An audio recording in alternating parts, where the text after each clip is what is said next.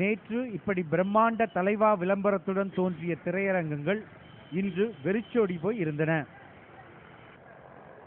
திரை அரங்குகளில் வைக்கப்பட்டிருந்த அறிவிப்பு பலகைகள் தலைவா திரைப்படம் எப்போது வெளிவரும் என்ற குழப்பத்தையே ஏற்படுத்துவதாக உள்ளது.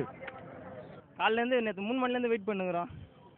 பேனர் கட்ட உள்ள எதுவுமே கட்ட விடல.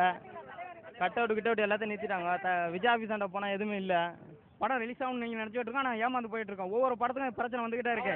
காவலன் படத்துக்கு வந்துகிட்டு இருக்கு, வேளாத்துக்கு வந்துகிட்டு இருக்கு. பொறுத்து போயிருந்தோம், துப்பாக்கி வந்துச்சு, அது முஸ்லீம் பிரச்சனை பொறுத்து போனோம். ஆனால் தலைவர் பிரச்சனை வருது. இதை மீறி நாங்கள் எதாவது பண்ணாங்கண்டா 14ஆம் தேதிக்குள்ள படம் ரிலீஸ் ஆகலன்னா கண்டிப்பாக போராட்டத்தில் இறங்குவோம். போராட்டத்தில் இறங்கி படத்தை ரிலீஸ் பண்ணுவோம். எங்களால் முடியும். விஜய் ரசிகர்லாம் சும்மா கிடையாது, கண்டிப்பாக பண்ணுவோம்.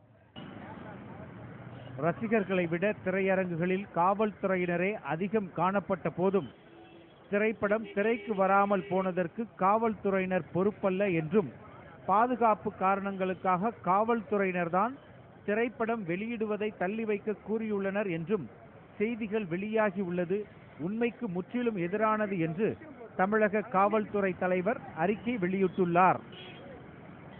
ரெட்பிக்ஸ் செய்திக்குழு, ரெட்பிக்ஸ் நியூஸ்.